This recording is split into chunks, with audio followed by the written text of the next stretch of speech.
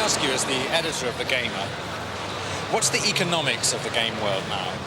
I think certainly anybody who are into fantasy games, into war games, role-playing games, are now dominating the market.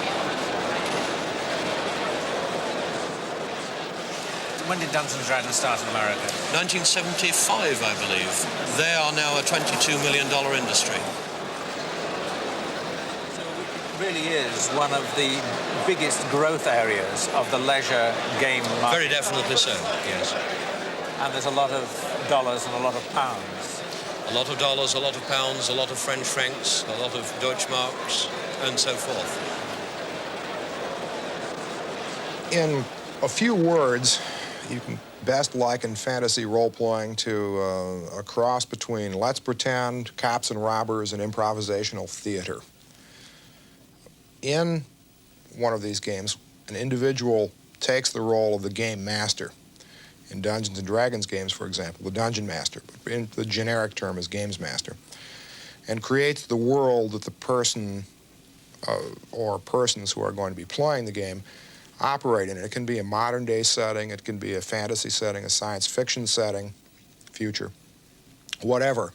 Thus, again, in a Dungeons & Dragons game, we might have a dungeon master with, 4 or 5 players. One might be a magic user, another a cleric, 2 fighters, and perhaps a thief.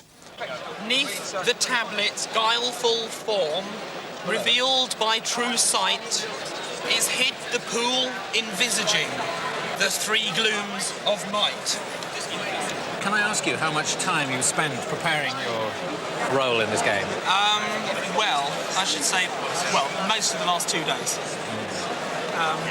I've been playing it with a few friends who aren't here today, of course, because this is a competition, and reading it through myself and working out some other sheets to work with it. It is important that it be fully detailed, so oftentimes, particularly in fantasy games, the milieu must consist of the geology, climatology, everything has to be there, a complete social structure, cultures, religions, and so on, in order to satisfy the players as they experience more and more of the world, because they are, in effect, experiencing mentally a whole created world of some sort. I think winning is less important than the overall experience.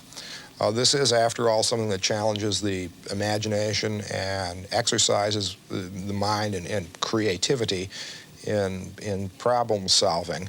And so I guess everyone feels that they win if they survive.